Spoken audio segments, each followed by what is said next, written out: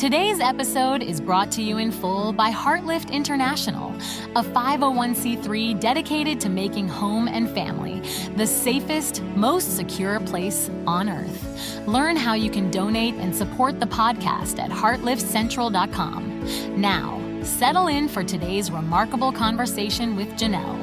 Wherever you find yourself today, may these words help you become stronger in every way. Hello, Heartlifter. Guess what today is? Drum roll, please. Yes, today is our 300th episode. Oh my, what a time of celebration. In my heart, and I hope in yours too, you are my Heartlift community. Every single word I write, speak, teach is for you. I hope that you know that. I am so thrilled that this little engine that could is still climbing Podcast Mountain. And there are just so many podcasts you could be listening to, but you have chosen to come here to spend this time with me. And I am so very, very grateful. I thought a lot about who I wanted to celebrate my 300th episode with, and my heart just kept going back to Michael Hingson. Michael is an extraordinary human being, and his new book, Live Like a Guide Dog, True Stories from a Blind Man and His Dogs, about being brave, overcoming adversity, and moving forward in faith, just launched into the world in August of this year. You may have heard of Michael's first book, Thunder Dog, the true story of a blind man, his guide dog, and the triumph of trust at ground zero. Michael co-wrote that book with one of my dear friends, Susie Flory. And when one of the 4 hijacked planes flew into the World Trade Center's North Tower on September 11, 2001, Michael Hingson, who at that time was a district sales manager for a data protection and network security systems company, was sitting down for a meeting. His guide dog at that time, Roselle, was at his feet. Blind from birth, our guest today, Michael, could hear the sounds of shattering glass, falling debris, and terrified people flooding all around him. But Roselle, oh Roselle, she sat calmly beside him. In that moment, Michael chose to trust. Okay, that's the underlying theme here. Michael chose to trust Roselle's judgment and not to panic. They were a team. Whew. In this book, Thunder Dog, that Michael wrote with Susie, they talked about the ways that grief and loss can lead the way for change, how the rare trust between a man and his guide dog can inspire your own unshakable faith, and the healing power of telling your own story. If you haven't read Thunder Dog, I highly recommend giving that as a Christmas gift, because I'm telling you, dog lover or not, the riveting story that Michael tells us in Thunder Dog is a great preface, prelude for this book, Live Like a Guide Dog, True Stories from a Blind Man and His Dogs, about being brave and overcoming. Oh my goodness, we are going to have such a great 300th episode conversation on the faith journey, on trust, on resilience. Michael is amazing. So buckle up and get yourself something good and delicious to drink and a pen and a journal, because I think you're going to want to take some notes here. And I'll meet back with you after, or maybe even during, my conversation with Michael. As you'll hear in the beginning, I get to call Mike. So welcome, Michael, to the show. Hello and welcome to today's Heartlift. Oh my goodness, I've been waiting patiently for this interview, and so has our guest today, Michael Hingson. We had a little faux pas the other day, but I am trusting that timing is perfect. So, Michael, my goodness, is it Michael? Or I mean, it says Michael, but can I call you? Yeah, Are you're Michael? it says Michael, but you asked, now you're stuck with the story. It took a master's degree and 10 years in sales to figure this out. I used to always on the phone say, I'm Mike Hingson, and people always said Mr. Kingson, and I couldn't figure out why. It took, like I said, 10 years and a master's degree in physics and a secondary teaching credential for that matter Oh to my figure God. out that if I said Michael Hingson or Mike Hingson, which is an awkward pause. So Michael Hingson, people would get the Hingson part right. So I started saying Michael Hingson, but I don't really care. So Mike is fine. Well, I love Michael too because it's my brother's name, and I do love my brother. So, all right. Well, I'll call you Mike because I call him Mike. So, That's fine. do you seriously have a master's degree in physics? You I do, don't you? I do. You are a smart thing. My word. Wow. Well, Michael, your first book is dear to me because it was co-written with a dear friend of mine, Susie Flory, Thunderdog. And if you would just give us a quick little peek into Thunderdog and that story, which is just heartwarming and all the things. So briefly, just to tell you how the book came about, because that really is part of my personality. I love teamwork. I've been working with guide dogs since I was 1964, and I have always believed, and I think it's absolutely true, the most important thing people need to know about guide dogs is it's a team. And it's not that the dog is, as I say, the brains of the outfit. The dog is not. The dog's job is to make sure that we walk safely. It's my job to know where to go and how to get there. How do I do that? Gee, how do you do that? You know, the reality is it's different techniques to do the same thing. Well, anyway, so the story is that on September 11th, 2001, I was the Mid-Atlantic region sales manager for a computer company. And I opened the office in 2000 on the 78th floor of the World Trade Center. Oh my goodness, Mike. And on September 11th, I was there with my guide dog, Roselle. We had some guests, early arrivals for some seminars we were going to be conducting that day. And of course, the buildings were attacked. We got out. I helped others. And I had prepared. I knew how to get out. I knew what to do in the case of an emergency because I had spent considerable time talking to the Port Authority, fire protection people, the police, and so on, learning everything I could about the World Trade Center, what happened in an emergency, what they did. What I didn't realize is, and this will be relevant later, I was creating a mindset that said, you know what to do in an emergency, which is something that all of you light-dependent people don't do. No. You just decide you're going to read signs. Well, that works until it can't.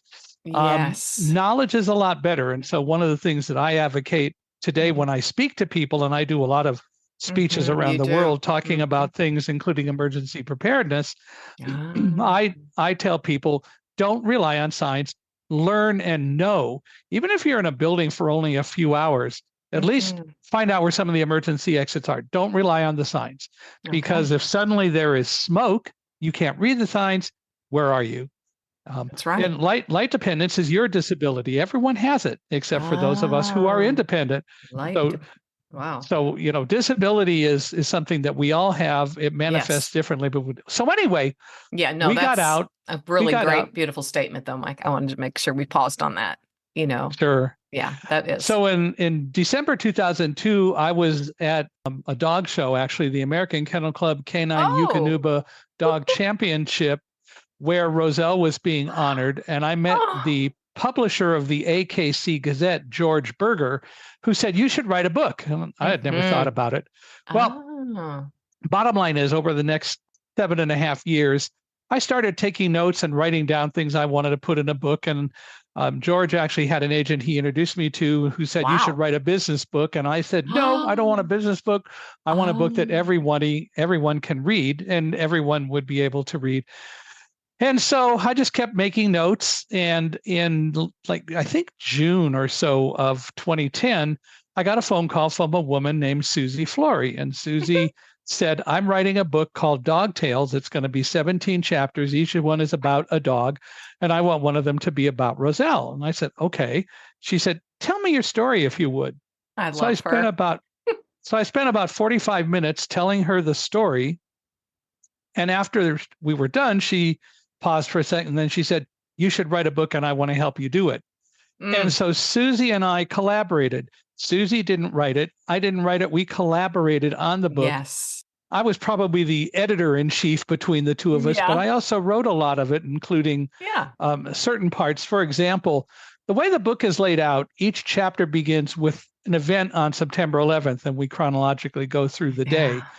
And then we go back to lessons I learned in my life that helped me with that particular event. And then we come back to the end of the chapter going on with the World Trade Center story. And one of the things when Thomas Nelson's editor was reading the book, he said, "The problem with what you wrote is you lost me. You lose me in every chapter because you just kind of go from September 11th back and then you come back. There's no real transition." Fluidity.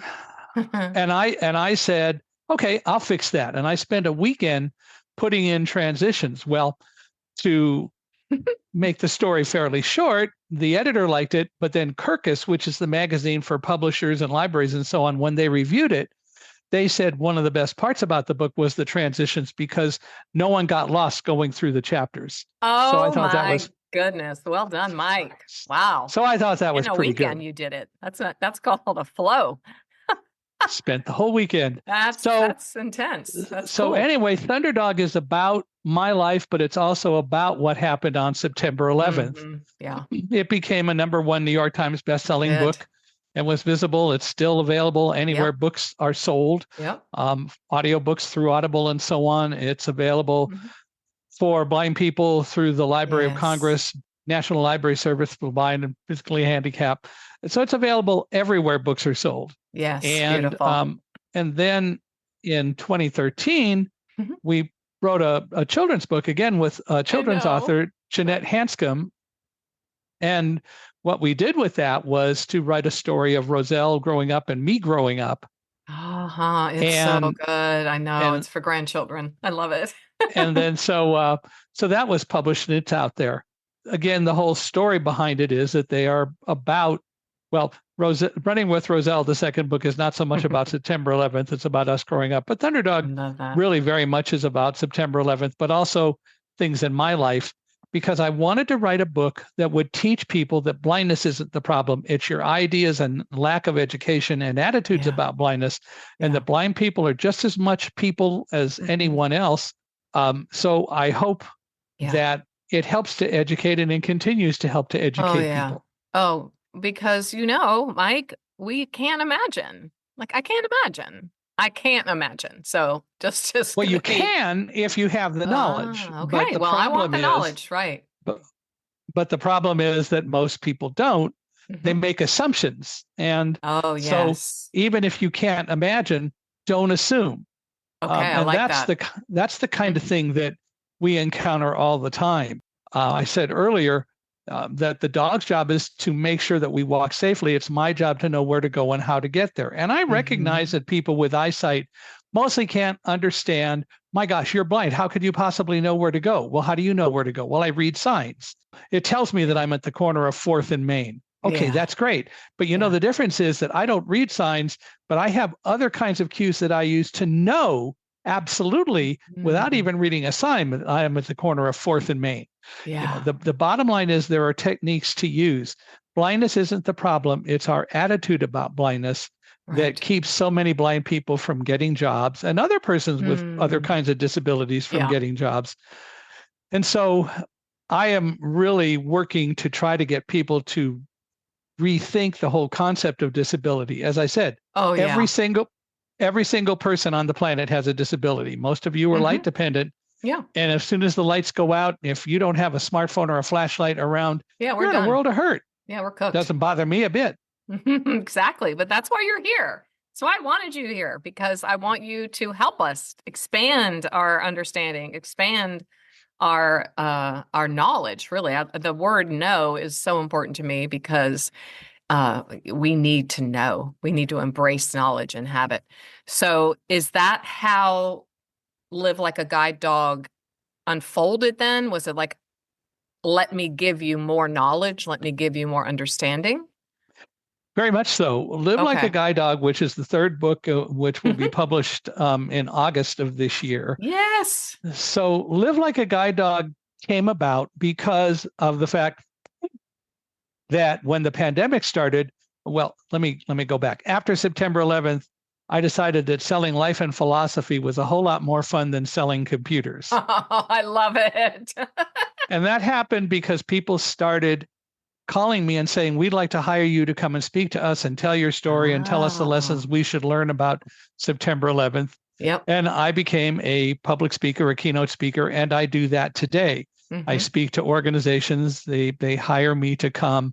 We Mm-hmm. talk about one of my favorite speeches is entitled Moving from Diversity to Inclusion. And the reason it's entitled that is that when you ask most diversity experts what is diversity, they talk about gender, sexual orientation, and Yeah. race, Mm-hmm. never talk about No, they disabilities. do not. I have a very close friend who is also working hard on that herself. Yeah. Well, and the problem is that even in the traditional sense of disability, by the way, disability does Mm-hmm. not mean lack of ability. If people say, well, of No. course, well, the people say, of course it does, because it starts with dis.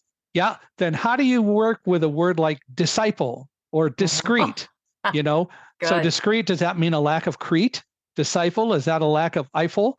No, disciple, discrete, disability, it's a word and it can mean so many different things than what we choose to allow it to be today. Mm-hmm. It's like people say, well, you're blind or you're visually impaired. Mm-hmm. Visually impaired is the most disgusting word that you can use to Ooh. describe a person who is blind. Why? Tell me why. Tell me. You know, I want to know. Why? Because visually I'm not different simply because I'm blind. I don't magically change my appearance. But the professionals in the field created that term many years ago.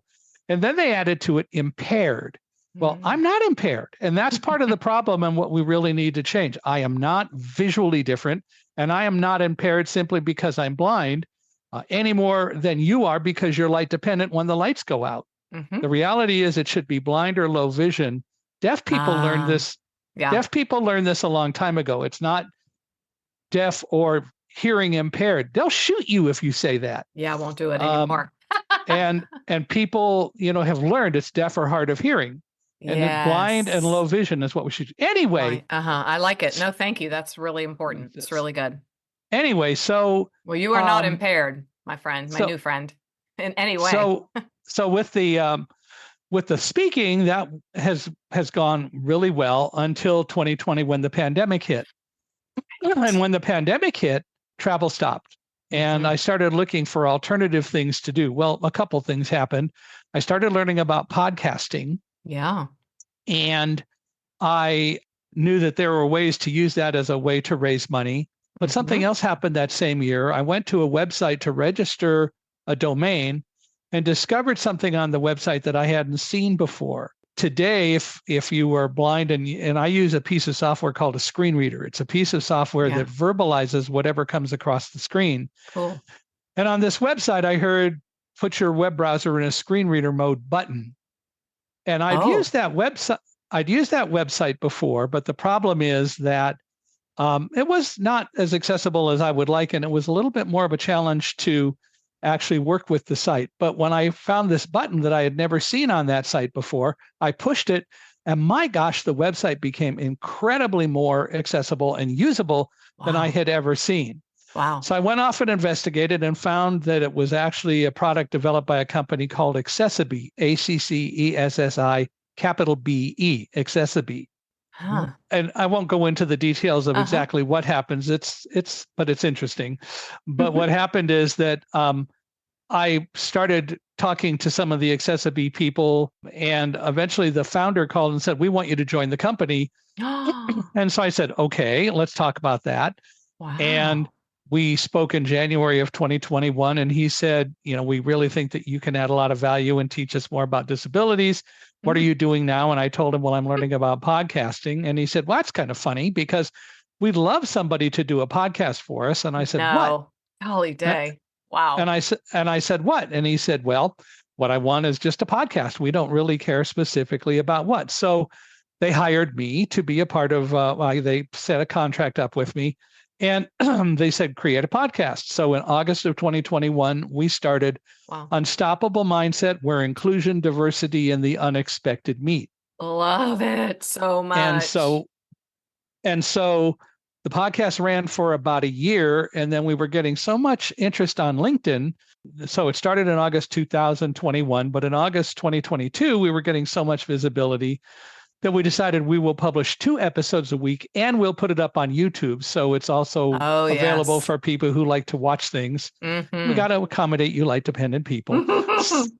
So it's been up, and we just today published, since August of 2021, episode 214. So congratulations. It's a lot of fun. And I bet you're awesome. I'm going to be go. listening. I'm going to be listening. Yeah. I bet that you're so awesome. You're well spoken, all the things, your knowledge. Well, so I started doing that. Then the next thing that happened was that my wife became ill later in 2022 and passed away in November of 2022. No. But by that time, I had also started to think about the fact you weren't afraid on September 11th, but you've never taught people how to deal with that. So I decided that we really ought to write a book about helping people learn to control fear. Please. And not let fear overwhelm them. Mm-hmm. And so we started again working with a friend of Susie Flores because Susie was busy. We started working with a friend, Carrie Wyatt Kent, and Carrie's amazing. We have written this book entitled "Live Like a Guide Dog: True Stories from a Blind Man and His Dogs About Being Brave, Overcoming Adversity, and Walking in Faith." I know. Moving forward in faith. Moving forward is really important. So the bottom line is that we worked with Carrie's agent, actually found a publishing house, Tyndale Publishing House. Mm-hmm. They were excited about it and are excited about it.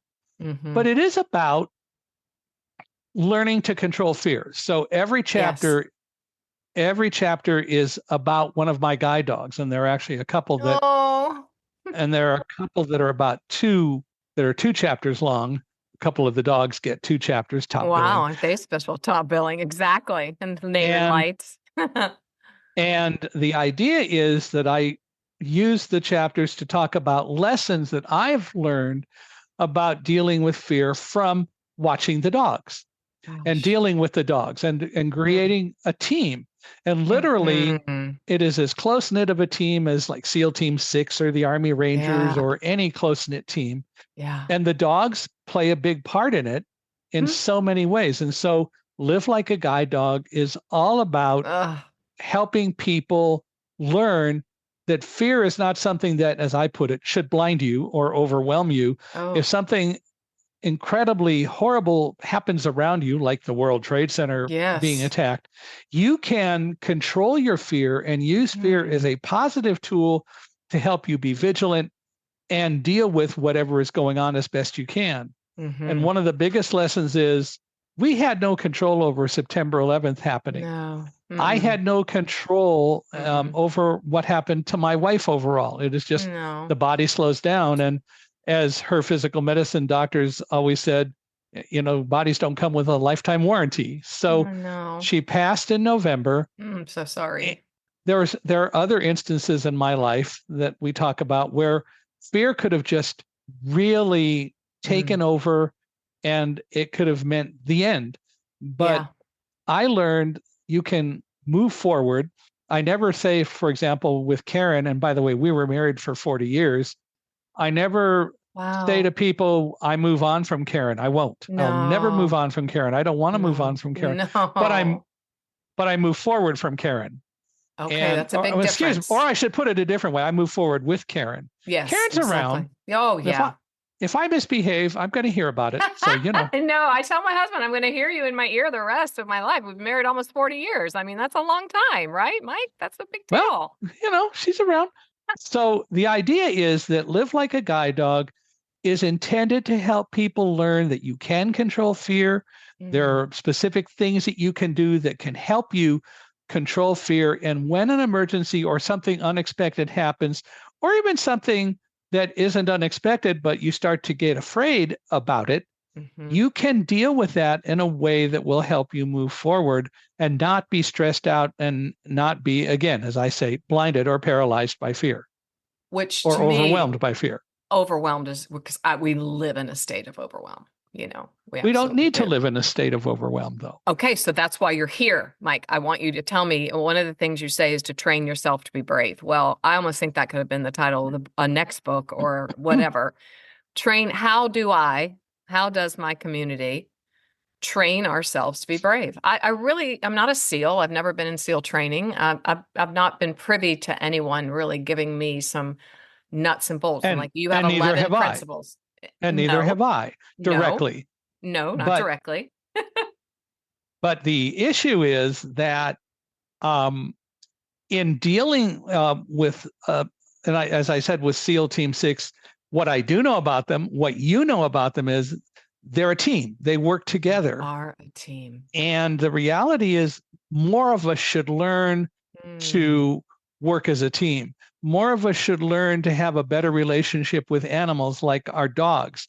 Yeah. Don't just have a dog around the house. Oh, I love my dog and all that, but he barks all the time. That's something you can deal with. Yeah. But the bottom line is that what is important is that you learn that when you are becoming afraid of something, the first thing, and the more of it you do, by the way, the better and the easier this becomes. But you need to make yourself step back and go, wait a minute, what am I really afraid of? Because probably what you're afraid of, or you think you're afraid of, is not what is really going on. And a number of people have said so many times, there are so many things, and Mark Twain, I think, was one of them, who talks about we fear so many things in our lives that never really come true because they're not. Yeah. No. We've just created this environment, and we're brought up in this environment that teaches us we should be afraid of things. And I'm not saying you overwhelm fear and it goes away. I'm not saying don't be afraid. I'm saying, but you can control how you react to fear and how you use it. On page 127 of Live Like a Guide Dog, Mike writes this: guide dogs know that when you work with a team you trust, you'll be braver than you ever could be on your own. We often feel afraid when we're alone, but trust and teamwork build our bravery. People often ask, weren't you afraid, referring to 911? Of course I was. But it's not about not being afraid. Rather, it's about not letting fear blind you. Roselle, his guide dog, even though she's sometimes cowered during thunderstorms, stayed focused on her work. Dogs live in the moment. I repeat, dogs live in the moment. And she didn't waste time thinking about what could have happened, which is a key part of being brave. Let me repeat again. Dogs live in the moment, and Roselle didn't waste time thinking about what could have happened, which is a key part of being brave. Instead, she just guided me down the stairs. Roselle trusted me and obeyed when I said forward. I trusted her to guide me down the stairs, all 1,463 of them. I listened all the way down the stairs, trying to determine what might be happening next. I focused my fear on helping me to be attentive. What is hot? What is cold? What were people saying? Were they shouting in panic or getting out in an orderly way? I focused on sensing other people on the stairs, reading their actions, even their moods, their fears. I tried to help people calm down and stay on task by simply staying calm myself. Roselle provided both distraction and comfort to many around us. I helped Roselle by constantly praising her. Good girl. Let's keep going. Good job. Worthy worthy to take some thought right now. So good.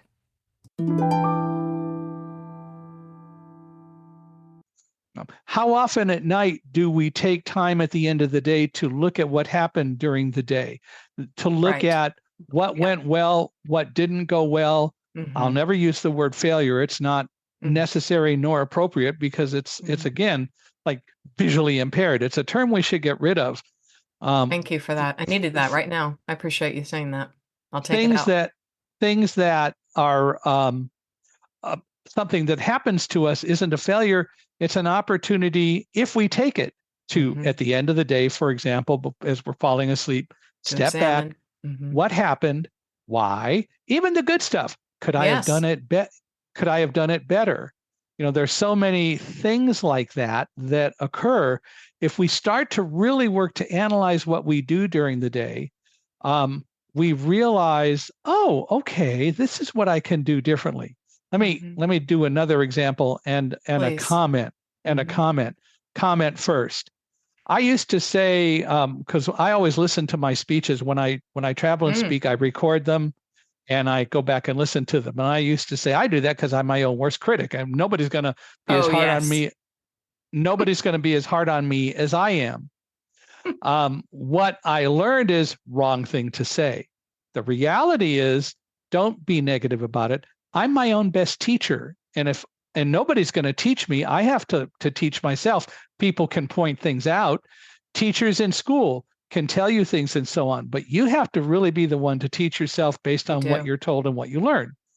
So I'm my own best teacher. And so I always listen to speeches.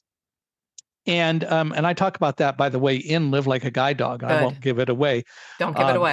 Because there are some stories. But what I do is I step back and listen to the speeches. And at the end of every day, I take time to think about, what did I do today? What am I afraid of? Why am I afraid of that?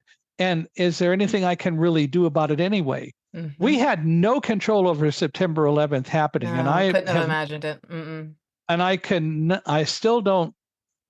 still not convinced that in reality, the government could have figured it out. Why? No. Because a team of 19 people who didn't wish us well kept a secret and pulled off what happened on September 11th.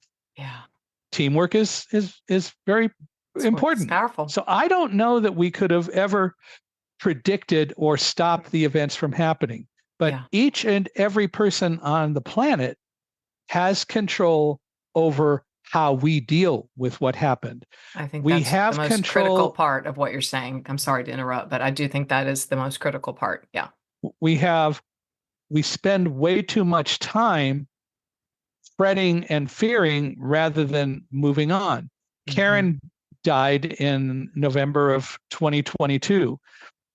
Certainly one of the most, if not the most stressful and upsetting thing that ever happened to me. And I will never forget it. I remember the day. I remember what was happening. We were in the hospital. She was in the hospital and we were there. But the issue is, I have absolutely a choice of how I deal with it. And I choose to honor her by moving forward, continuing to speak. And so I can travel again, and I'm always looking for speaking opportunities. So if anyone wants, if anybody wants to hire a speaker, you can visit www.michaelhingson, michaelhingson.com, or email me at speaker@michaelhingson.com. Oh, there we go. Okay, I will make sure that is in the notes and everybody gets that, because I think it would be amazing to hear you speak in I'd love to find opportunities and ways, and I will inspire. My job is to add value to any event that I go to, and to inspire and to help make it more successful. When I go somewhere, I'm a guest, and I believe that I need to behave like a guest. And Karen will tell you if you don't. Oh, she will. The teamwork of Live Like a Guide Dog, then. So you're saying you do give us 11 principles that I would love for you to share with us, like if you can just give us those 11 principles. But what I'm hearing most from you that I think is going to be really critical for me. Obviously, I don't have a guide dog. I don't have a dog in my home anymore either. I lost him, and that was very sad. Your team is you and your guide dog, obviously, but teamwork is what makes anything work. Teamwork. And that's really the basic principle that everything comes off of. And I think that's the most important thing to deal with. Mm-hmm. And, I don't know how long ago you lost your dog. It was, let's see.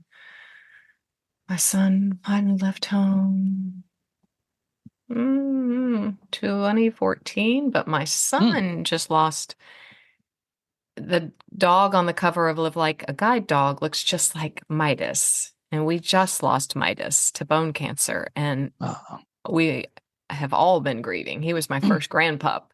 I have never cried that hard in my life, not even for a parent at a funeral. So a veterinarian once told me, when I got married to Karen, she had a cat named Bojangles, and Bo lived a couple of years and then passed.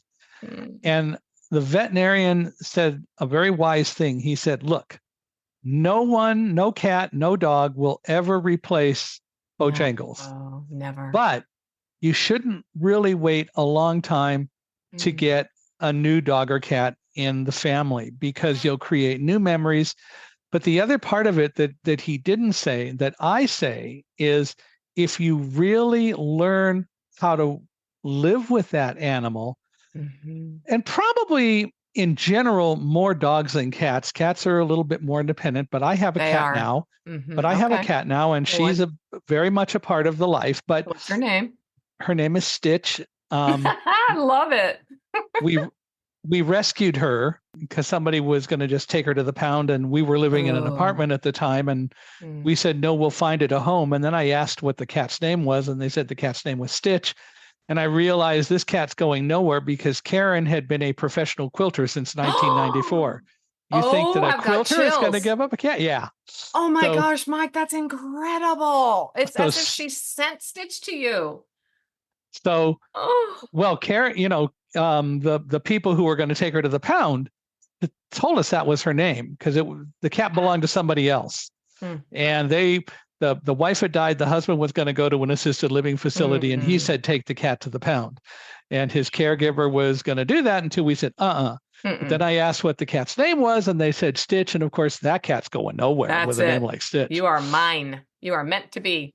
No, it's the other way around. She took over the house, of course. There you go. Of course, cats do that, don't they? Stitchy's been with us now for over 9 years, and does really well.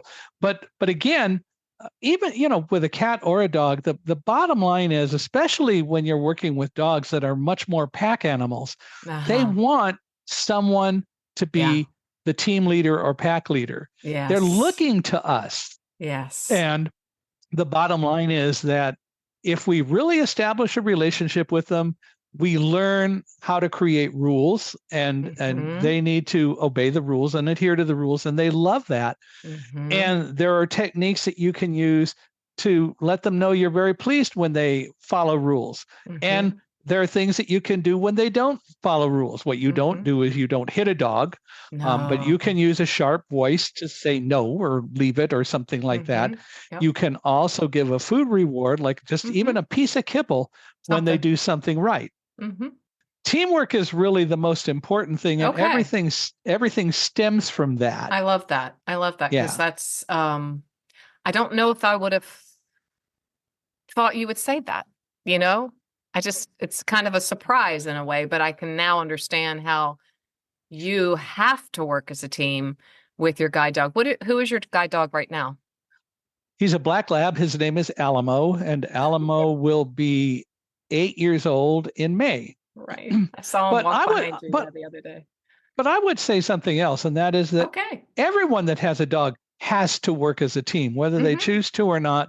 The bottom line is that if we really develop a close-knit relationship with our animals, then when things happen to us, one of the things that we get to do is to rely on them. They know when we're sad. They know when we're frustrated too. Boy, don't they. And if we work it right, they help us just as much as we help them.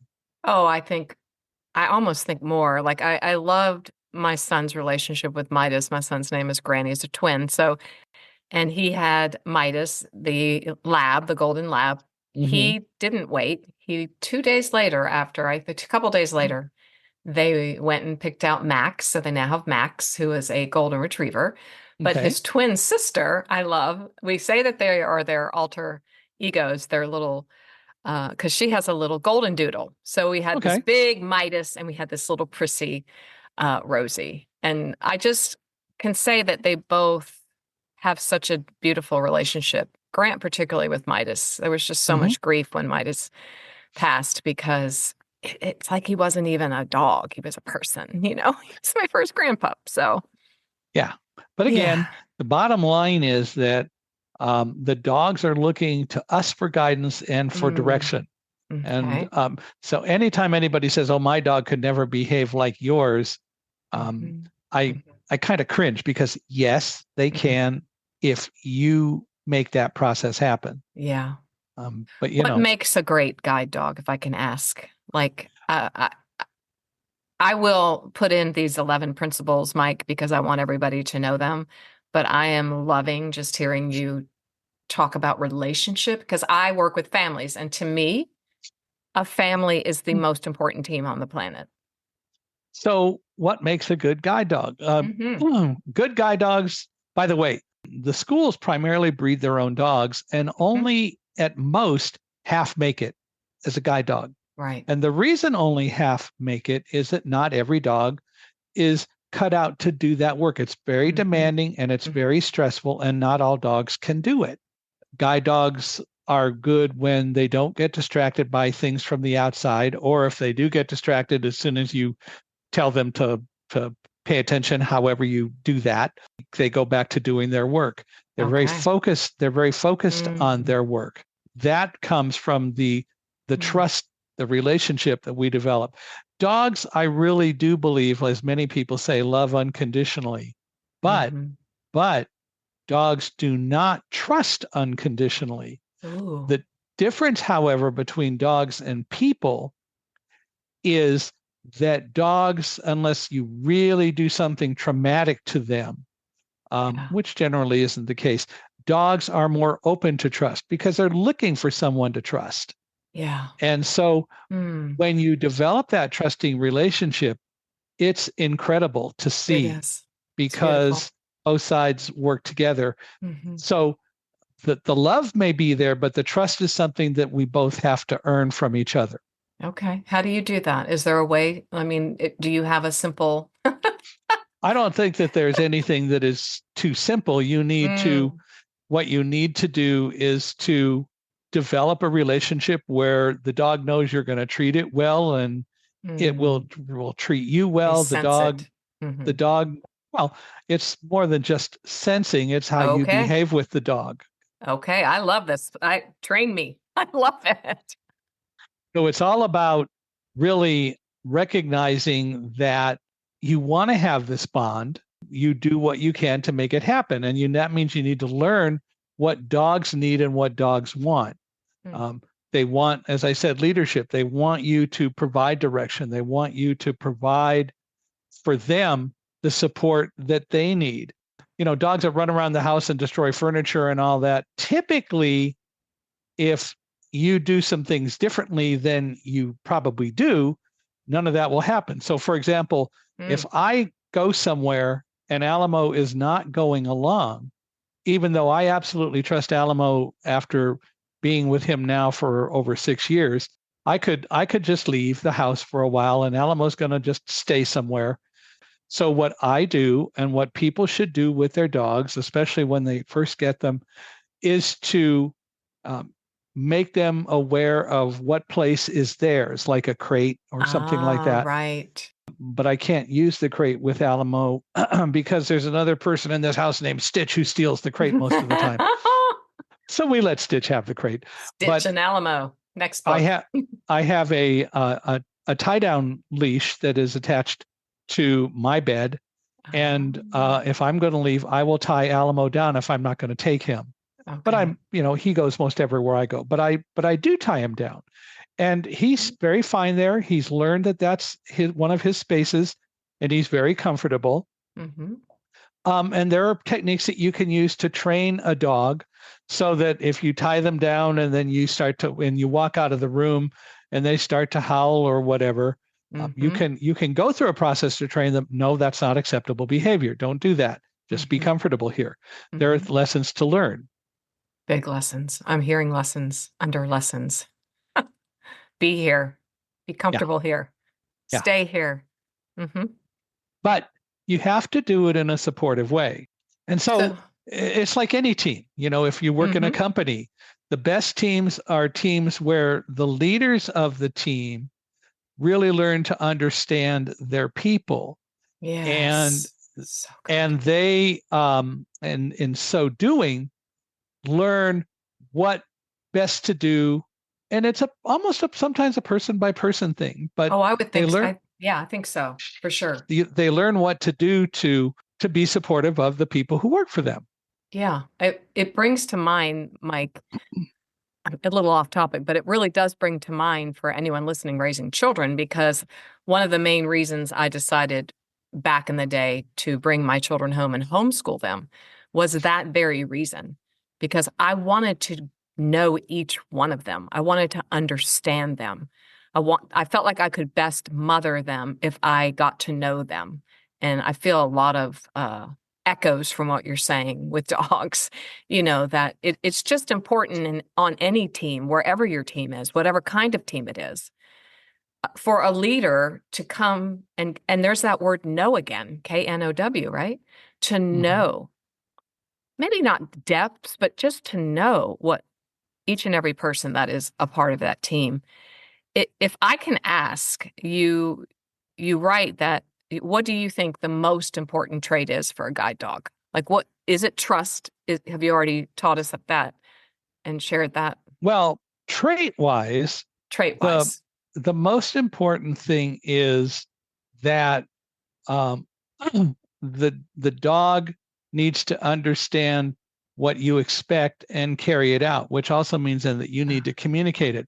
I would say if there's one thing, though, that the dog has to do, and it's probably one of the main reasons a number of dogs don't make it as guide dogs, and that doesn't mean they flunk. That's another thing that people in the guide dog world have learned, not to say the dog is flunked. But as I said, only about half make it because otherwise they get too distracted, or they don't catch on nearly as well as they need to the things that they have to do. My sixth guide dog was a dog named Meryl, and she only worked about 18 months. And then she got afraid of guiding because she couldn't take the stress. Wow. The most important thing for a guide dog is to be able to do its job, focus and do its job, and communicate, which they will do to you if they have a problem or how they're feeling. And you have to learn how to read that. If I can ask, how did you read Meryl's stress? Like, how did she as soon as the harness went on, she began panting, and she just didn't want to work. Her head went down. We were up near Guide Dogs for the Blind, where I've gotten my dogs, and we had one of the people come out, and he saw the harness go on, and we went over to a store just to see her guide work, and he said, yeah, clearly she's very afraid of doing it. She just couldn't take the stress. As I describe her, she had a type A personality where she couldn't leave work at the office. She wouldn't even play with the other dogs at home. Oh, she was type A. Oh my God, bless her heart. Oh, and that's okay. It just wasn't for her, right? That's what you're saying. She didn't flunk. She wasn't a failure. It just wasn't suited to her personality or her capacity. Well, but we didn't know that at first, because she did okay. No, she's type A. but the stress was too great. So as we say, she and other dogs who don't happen to succeed at being a guide dog are career changed. And oh my gosh, this is speaking so to me. And dogs that don't make it as a guide dog may go do other things. They may become dogs that work for smoke or bomb detection or drug detection. They may just go back and live with a family and be a supportive animal. It could be any number of things. Okay. Oh, I love that so much. And I just before, I mean, I could talk to you forever because this is incredibly deep. I feel like it's a deep subject, Mike. You know, there's so much here that has to do with being brave and being prepared for difficult situations. You know, I had I used to speak a lot to mothers in an organization called MOPS, and because I've been speaking and doing this a long time too. And I was teaching on courage, I guess, and one of the mothers asked, "Well, how would you prepare a child?" Say, like, I'll use a woman's name, Corrie Ten Boom, who ended up having to go into, she was in the Holocaust. And Mm-hmm.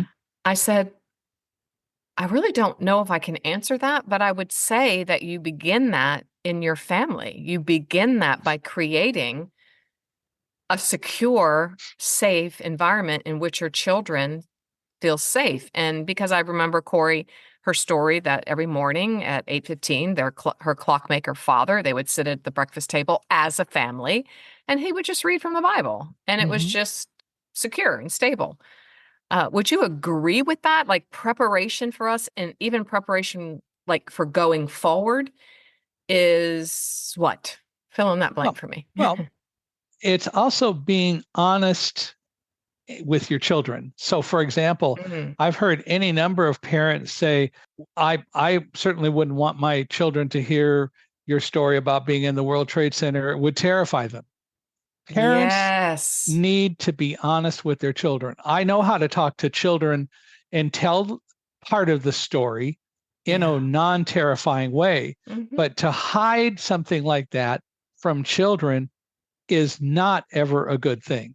I love that. They need to understand that a bad guy did something Mhm. that affected a lot of people, Mhm.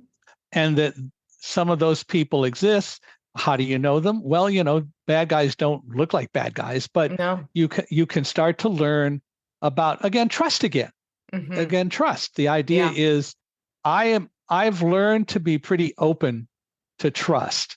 Mhm. And I sometimes bet. I have encountered people who seemed like they would be very trustworthy, and I found that they were not, and they would betray my trust. And then Mm. I choose to deal with that by not trusting them. Mhm. But I also I'm not going to let that cause me to be closed to the idea of trusting.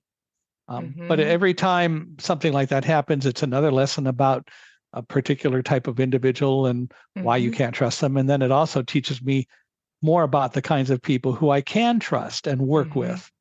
And Do you I just think, sense that, Mike? I mean, do you sense it, well, or do you like just work with someone and then they betray you and you go, okay, well, this and that and the other. What is it that you might? probably a little of all of that, just like it Okay. is for you. It's no different Yeah. for me No, than no, for I you. know it isn't, but But it yeah. all starts with at least being open to trust. And no Yeah. matter what happens, you don't allow yourself to be closed to the idea of trust. And we Mhm. see that so much today. Heck, our politicians are always saying, trust me.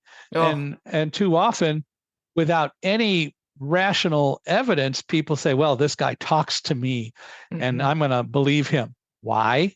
Right. Look at all the evidence, and it doesn't matter Mhm. who it is. It's all a matter of the a lot of the political people are doing their best to foment fear, which is why I hope Live Like a Guide Dog will help people maybe step back and Mhm. analyze who they hear and what they hear, and Mm. do a better job of analyzing and thinking for themselves. All right. Why do you say the command forward is the most important command for a guide dog? I'm so intrigued. Because it's just the most important thing and concept that we all have. It's moving forward, right? Okay. Yeah. The idea is that it starts with me telling the guide dog to go forward. So what happens when I tell a guide dog to go forward? Well, Mm. one of a couple of things. One, it doesn't move, or it goes forward. I say forward, and the dog kind of curves to the left or to the right. Mhm. Now, having said all of that, let's look at each of those individually. If I tell the dog to go forward and the dog goes forward, great, because the sidewalk's clear or whatever is clear. Mhm. If I tell the dog to go forward and the dog doesn't move, then that's one of the cues that I get that there's something blocking our way. Mhm. Also, typically, I can hear things in front of me, Yeah. and I will still tell the dog to go forward because I want the dog to decide whether it can go around whatever is in front of me, like a parked car in a driveway. Right. And the dog can turn left or right to go around the car and continue. That's okay.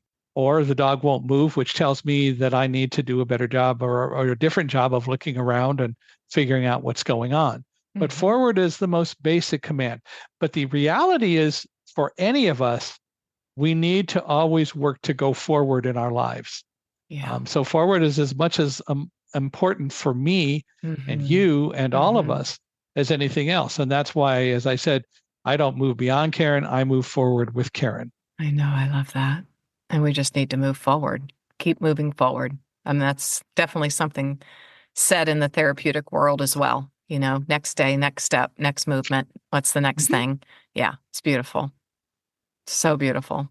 Yeah. Mike, you are an amazing human. Thank you for giving us this time. I'm so grateful. Thank you. I didn't get to see Alamo in the back today. I don't know where he is, but oh, he's over here on his bed. Okay. Well, hello to Alamo and to Stitchy. Yeah. And I just can't wait. I can't wait for this to come out and for you to be able to keep sharing your message. And I will just put your information everywhere. I appreciate that. And again, if people want to explore having me come and speak, just send an email to speaker@michaelhingson, MichaelHingson.com, or visit the website, www.michaelhingson.com. And oh, by the way, we mentioned the podcast. Yes. It again is called Unstoppable Mindset, where inclusion, diversity, and the unexpected meet. It's available wherever podcasts can be found. Or you can go to www.michaelhingson.com/podcast. And all 214 episodes are there. Yes. I have a guest for you. I'm going to give you her name. She always looking for guests. Phenomenal. She is phenomenal. And I think she would be a great guest for your podcast. So, well, Mike, thank you. I will just say once again, thank you. Thank you so much. My pleasure. Oh, Heartlifter, thank you. Thank you for being with me for 300 episodes. Oh my goodness. A round of applause for everyone involved in keeping this podcast moving up Podcast Mountain, the little engine that could. Michael Hingson could not have been. He's just the best guest for today's special episode. In his book, Live Like a Guide Dog, I promised you that I would share with you the 11 principles that he brings to us in this incredibly heartwarming, heart-lifting, inspiring, highly practical book. Each of the chapters, it brings us a lesson from one of his guide dogs. Chapter 1 is Squire. Squire teaches awareness builds confidence. Holland, Part 1, Preparation Prevents Panic. Holland, Part 2, Flexibility and Faith Move You Forward. Klondike teaches us perseverance strengthens your spirit. Lenny, empathy builds courageous connections. Roselle, the dear protagonist of Thunderdog. Part 1 of Roselle is Trust and Teamwork Build Bravery. Part 2, Listening to God Banishes Isolation. Not quite sure I've ever heard that put that way. But then Michael, he has a way like nobody else I have interviewed to put things into perspective. Meryl, rest rejuvenates our courage. Well, that takes a pause, doesn't it? Rest rejuvenates our courage. Africa, oh, what a great name. Faith drives out fear. Fantasia, your instincts will protect you. Wow. Alamo, forward gets you unstuck. Just so good. He goes into these topics after the epilogue. The courtesy rules of blindness, disability as part of being human, and within the grace of God. I cannot recommend Michael's book more. And as I said to my husband last night, we need to bring him to our area for a prayer breakfast or for some gathering, because I have no doubt in my mind that he is a highly inspirational, motivational, tell the truth kind of speaker that all of us in today's world could use a little bit more of. Thanks for listening today, Heartlifter. I want to close with beautiful words from Chuck DeGroat's Healing What's Within. He writes, in his lovely work, In the Shelter, Padraig Ó Tuama tells the story of a Taizé retreat he attended where a monk invited various attendees to read the biblical story of Jesus' appearance to the disciples in the upper room. The monk told his guests that Jesus greeted his disciples by saying, "Peace be with you." Ó Tuama tells the rest of the story. The Taizé brother suggested that we pause. We pause for a moment and consider the words, "Peace be with you," that the resurrected Jesus says to his locked-in followers. The Taizé brother said that, in a real sense, we can read that as hello. After all, it's the standard greeting in Hebrew, Arabic, and Aramaic. The disciples were there in fear, in an upper room, locked away. And suddenly, the one they had abandoned, and perhaps the one they most feared to be with them, was with them. And he said, "Hello. Hello to you in this locked room." Throughout the book, In the Shelter, Ó Tuama employs the practice of greeting parts of himself and experiences within his story with a simple hello. Here's an example. Hello to the gift of being wrong. Hello to the need for change. Hello, distraction. Hello, chaos. Today, on 9/11, our country bows our head, we hold moments of silence, and we remember. One of the most powerful ways we can honor those who have suffered tragedy and who have gone through overwhelming, difficult seasons of their life. Heartlifter, may you write your own hello prayer today, and may we bow our heads and remember. Until next time.